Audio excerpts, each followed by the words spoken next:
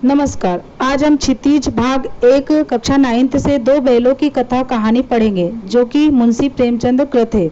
दो बैलों की कथा के माध्यम से प्रेमचंद्र ने कृषक समाज और पशुओं के भावात्मक संबंध का वर्णन किया है। इस कहानी में उन्होंने यह भी बताया है कि स्वतंत्रता हमें सहजता से नहीं मिलती है, उसके लिए हमें बार बार संघर्ष करना पड़ता है। इस प्रकार से परोक्ष रूप से यह कहानी आज़ादी के आंदोलन की भावना से जुड़ी हुई है। दो बैलों की कथा मुंशी प्रेमचंद्र की प्रसिद्ध कहानी है। इसके प्रमुख पात्र दो बैल हैं, हीरा और मोती। ये बैल सीधे साधे और भारतीय लोगों के प्रतीक है। ये शक्तिशाली है, कमाऊ है, सीधे साधे है और मनमाने अत्याचार को सहन करते हैं। कहानीकार ने इसके माध्यम से भारतीय लोगों की परतंत्रता का वर्णन किया है। जानवरों में गधा सबसे बुद्धिमान माना जाता है। इसका सबसे बड़ा कारण है उसका सीधापन और सहनशीलता। वह सुख दुख हानि लाभ सभी में एक जैसा रहता है। इसी सीधेपन और सहनशीलता के कारण ही भारतीयों को भी अफ्रीका और अमेरिका में अपमान सहना पड़ा। झूरी काछी किसान के पास दो बैल थे, हीरा और मोती। दोनों पछाई जाति के सुंदर सुडौल और चौकस बैल थे। लंबे समय से एक साथ रहते हुए उनमें गहरा प्रेम हो गया था। वे साथ साथ खाते थे, साथ साथ खेलते थे, एक दूसरे को चाट कर सूंघ कर प्रेम प्रकट करते थे और एक दूसरे की बात को समझ भी लेते थे। संयोग से झूरी ने एक बार दोनों बैलों को अपने ससुराल भेज दिया। बेचारे बैल समझे कि मालिक ने उन्हें भेज दिया, अतः वे अड़ गए। झूरी का साला उन्हें आगे धकेलता तो वे पीछे जोर लगाते। मुश्किल से वे सांझ पड़े अपने स्थान पर पहुंचे और वहां भी मन न लगा। उन्होंने चारे में मुंह भी नहीं डाला। नया घर उन्हें बहुत बेगाना सा लग रहा था। रात को दोनों बैलों ने कनखियों से एक दूसरे को देखा, चुपचाप सलाह की और पगहे तोड़कर झूरी के घर से भाग खड़े हुए। झूरी ने सुबह अपने बैलों को चरनी पर खड़ा देखा तो वह बहुत प्रसन्न हुआ। बैलों की आंखों में विद्रोह भरा स्नेह था। घर और गांव के बच्चे तालियां बजा बजा कर उनका स्वागत करने लगे, किंतु झूरी की पत्नी बहुत क्रोधित हो गई। उन्हें नमक हराम कहने लगी। गुस्से के कारण उसने बैलों को सूखा चारा दे दिया। बैल बेचारे कैसे खाए? झूरी ने नौकर से कहा, चारे में खली डाल दो, किंतु मालकिन के डर से नौकर ने भी खली नहीं डाली। दूसरे दिन झूरी का साला फिर से हीरा मोती को ले गया।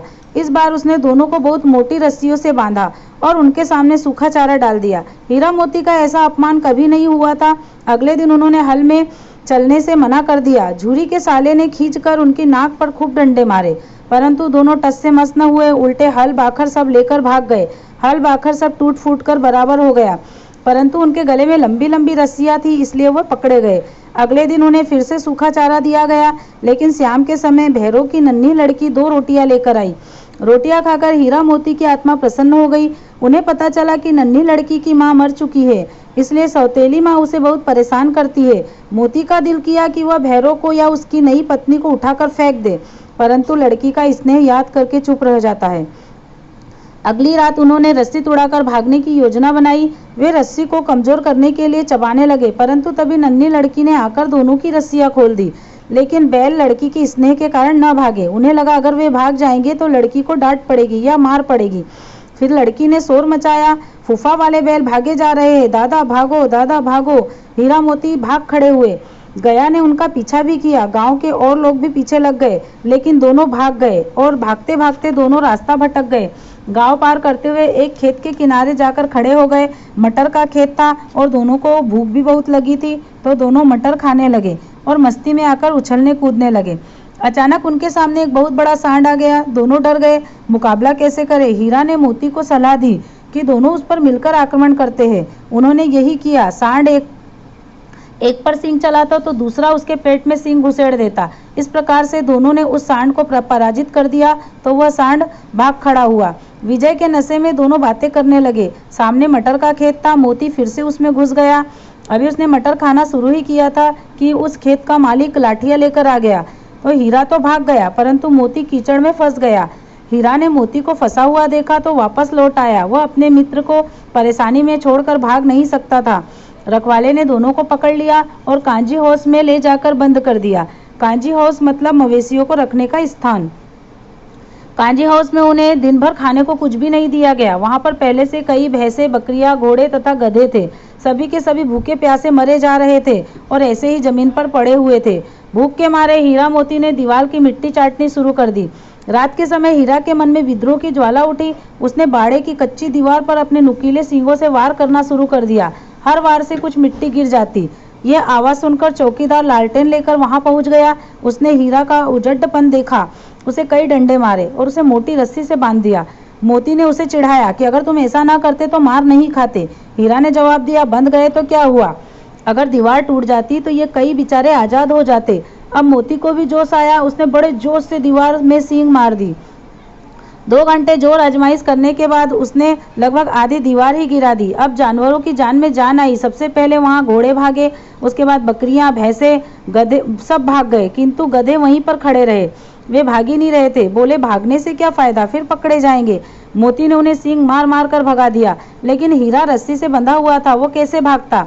हीरा ने मोती को कहा कि तुम तो भाग जाओ वरना तुम्हारी पिटाई होगी। मोती बोला, नहीं, मैं तुम्हें विपत्ति में छोड़कर नहीं भाग सकता हूँ। वह भी वहीं पर सो गया। सुबह होते ही कांजी हाउस के कर्मचारी में खलबली मची। उन्होंने मोती की खूब मरम्मत की और उसे मोटी रस्सियों से बांध दिया। हीरा मोती 1 सप्ताह तक वहीं बंधे रहे। उन्हें खाने को कुछ भी नहीं मिला, बस दिन भर में एक बार पानी पिला दिया जाता था। दोनों बहुत दुर्बल हो गए, दुबले पतले हो गए, उनकी हड्डियां तक निकल आई। एक दिन उनकी नीलामी होने लगी। कोई भी उन्हें खरीदने के लिए तैयार नहीं था, क्योंकि दोनों बैल बहुत ज्यादा दुर्बल थे। अतः एक कसाई ने उन्हें खरीद लिया। नीलाम होकर दोनों दड़ियल कसाई के साथ चले। वे अपने भाग्य को कोसने लगे कि वहीं गया के घर ही अच्छे थे, हम क्यों भागे वहां से। कसाई उन्हें भगाया जाता था। रास्ते में उन्हें गाय बैल के रेवड़ नजर आए। रेवड़ से असह्य झुंड। वे आजाद घूम रहे थे। इन्हें लगा कि काश हम भी आजाद घूमते।